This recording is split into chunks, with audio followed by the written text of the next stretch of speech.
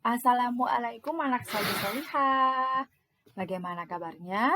Masih tetap semangat supaya kita bisa meraih cita-cita di masa yang akan datang. Anak-anak, kita akan belajar masih di tema 6 cita-citaku, subtema 3 giat berusaha meraih cita-cita, pembelajaran 5 dan 6.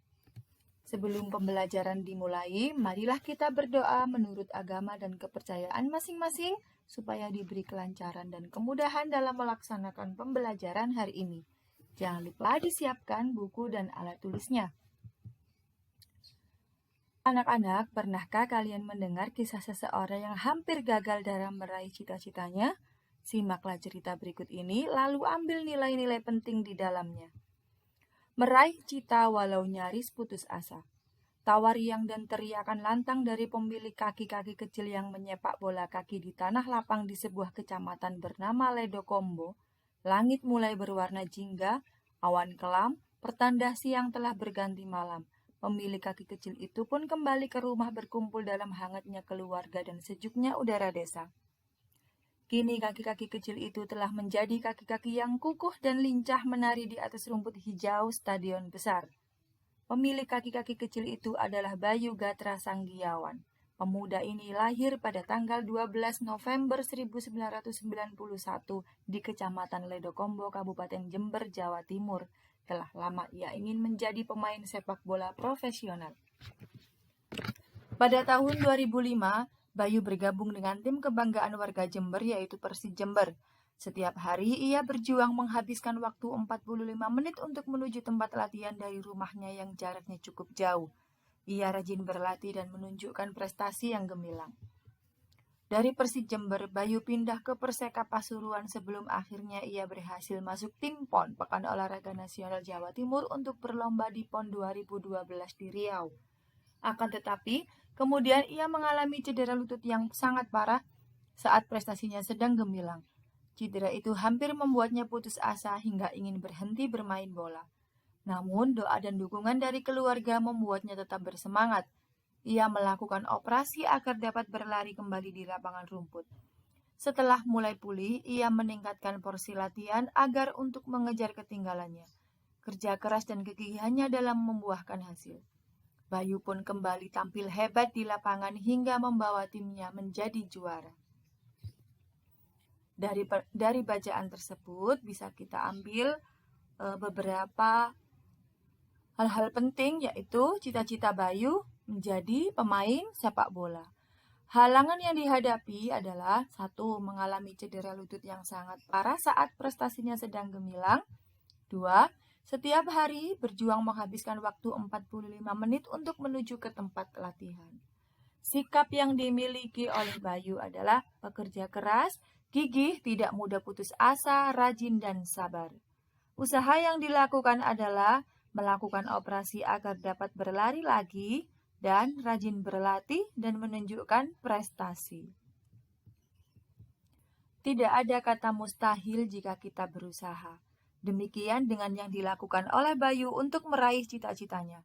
Bekerja keras dan pantang menyerah harus dilatih sejak dini agar kalian menjadi anak yang tangguh untuk mencapai mimpi dan cita-cita kalian. Kalian telah belajar banyak hal dari orang-orang yang gigih meraih cita-cita mereka. Mungkin ada beberapa cita-cita yang tidak pernah kamu bayangkan sebelumnya. Akan tetapi, ada juga kisah tentang mencapai cita-cita yang sama dengan cita-cita kalian. Apapun cita-cita kalian, kalian perlu mempersiapkannya dari sekarang. Simaklah cerita tentang seorang anak berbakat yang harus berjuang keras di masa mudanya. Dia adalah Chan Ho Pasirua, kisah seorang pianis cilik Indonesia untuk ajang internasional. Mari kita baca bersama. Seorang bocah yang belum genap berumur 3 tahun menangis sambil mengguling-gulingkan badannya di tengah pasar karena permintaannya tidak dipenuhi ibunya. Sang anak sangat ingin memiliki harmonika mainan. Sang ibunda akhirnya memenuhi permintaan anaknya hanya agar dia segera berhenti menangis. Harmonika mainan itu menjadi sahabat akrab anak balita tersebut di rumah setiap hari. Tidak hanya itu, anak tersebut akan sangat serius menyaksikan acara musik yang sedang ditayangkan di televisi. Bahkan, matanya tampak melotot dan berdiri sangat dekat dengan layar televisi bila melihat pemain piano atau keyboard sedang beraksi. Belakangan, anak ini harus menempuh ke sebuah kota lain yang berjarak 140 km dari kota kelahirannya agar bisa bermain piano. Hal itu karena di kotanya tidak ada piano. Itulah sepenggal kisah Chan Ho Pasirua, pianis cilik asal Ende, Flores, Nusa Tenggara Timur, yang akan mewakili Indonesia ke ajang kompetensi internasional di Amerika Serikat. Chan Ho sebentar lagi akan berlaga di kejuaraan dunia seni pertunjukan atau World Championship Performing Arts WCOPA 2016 di Long Beach, California, Amerika Serikat 7-19 Juli 2016. Bocah bernama lengkap Yohanes de Capestrano Jambru Pasirua itu menggebrak Jakarta. Chan Ho mempertontonkan kebolehannya dalam memainkan komposisi karya para pemusik klasik di dunia. Karya pemusik klasik dunia di Musro Hotel Borobudur, Jakarta. Wow, keren sekali ya anak-anak. Berdasarkan bacaan di atas, mari kita jawab pertanyaan-pertanyaan berikut ini bersama-sama. Bakat apakah yang dimiliki Chan Ho? Pintar sekali bermain piano.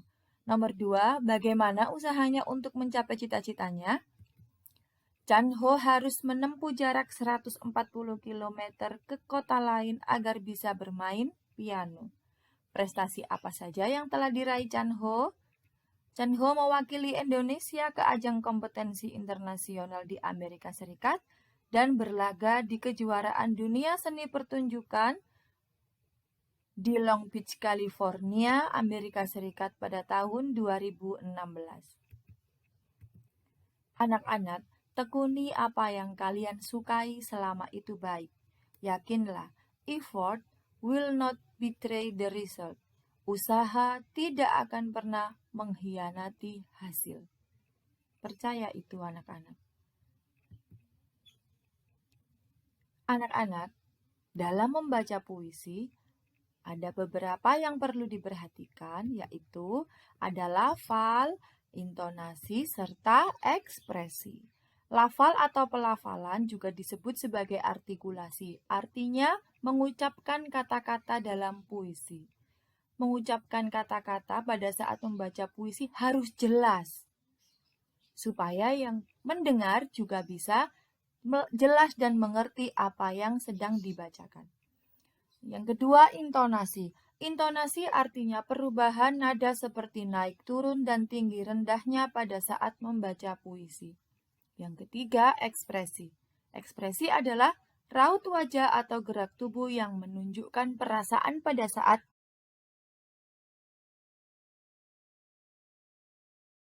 berikut ini adalah beberapa tema puisi dengan ekspresi yang tepat pada saat kita membacakan puisi. Misalnya temanya tentang doa, ekspresinya khusyuk seperti pada saat kita berdoa kepada Tuhan. Jika temanya harapan, ekspresinya mata berbinar dan menerawang jauh ke depan. Jika temanya kegembiraan, ekspresinya riang gembira seperti saat kita menerima hadiah.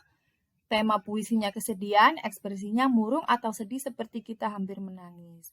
Nah, untuk berlatih ekspresi pada saat membaca puisi, kalian bisa belajar di rumah dengan membaca puisi cermin, atau kalian bisa berlatih bersama dengan teman-teman kalian di sekolah ataupun di rumah. Sekarang, beberapa hal yang perlu diperhatikan saat mendeklamasikan puisi adalah yang pertama, sapalah penonton sebelum memulai mendeklamasikan sebuah puisi. 2. Sebutkan judul dan nama pengarang puisi yang dideklamasikan termasuk puisi karya pribadi. Ketiga, jangan menundukkan kepala saat kalian mendeklamasikan puisi agar ekspresi kalian dapat terlihat. 4. Bacakan puisi dengan lafal yang jelas dan tidak terlalu cepat agar penonton atau pendengar bisa memaknai puisi yang dideklamasikan. 5. Bacalah puisi dengan suasana yang digambarkan dalam puisi tersebut. Misalnya sedih ya sedih, senang ekspresinya juga senang, atau semangat juga semangat. 6. Puisi yang dideklamasikan seharusnya dihafalkan, ya, sehingga tidak perlu membawa atau melihat teks.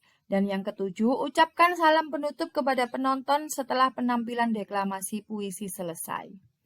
Sekarang tugasnya, pilihlah salah satu dari puisi berikut ini untuk kalian deklamasikan dengan lafal, intonasi, dan ekspresi yang benar. Diusahakan untuk tidak melihat teks puisi, jadi kalian harus hafal ya anak-anak. Silakan di video pada saat kalian mendeklamasikan puisi dan dikirim ke WA-nya Bu Lulu. Pilihan puisinya Penjaga Alamku atau Laskar Pelangi. Sekarang kita lanjut ke pembahasan berikutnya. Perhatikan gambar tempat-tempat ibadah agama-agama yang ada di Indonesia. Ada masjid, ada gereja Protestan, ada gereja Katolik, ada kelenteng, ada pura, dan ada vihara.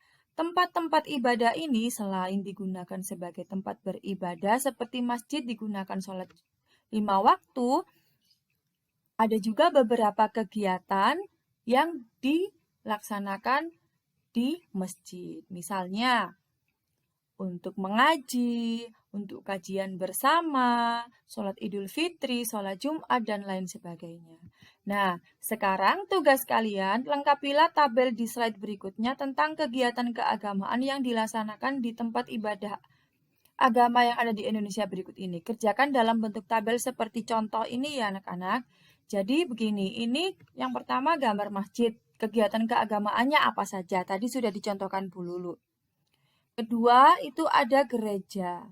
Di gereja itu dilaksanakan kegiatan keagamaan apa saja.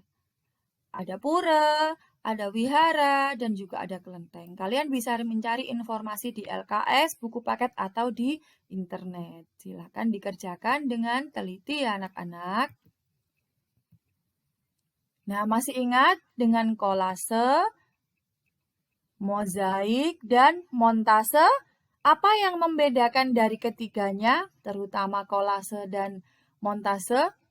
Nah, yang membedakan adalah kalau kolase itu dari bahan yang berbeda jenis. Misalnya seperti gambar itu dari beras dan jagung. Kalau mozaik adalah bahan atau yang digunakan itu jenisnya sama. Seperti pada gambar itu bahannya dari kertas origami. Kalau montase adalah bahannya dari gambar yang sudah jadi, digunting-gunting, ditempelkan sehingga menjadi gambar yang padu. Bagaimana anak-anak? Paham? Oke, sampai di sini pembelajaran hari ini ya anak-anak. Kurang lebihnya mohon maaf. Jangan lupa tetap semangat belajar.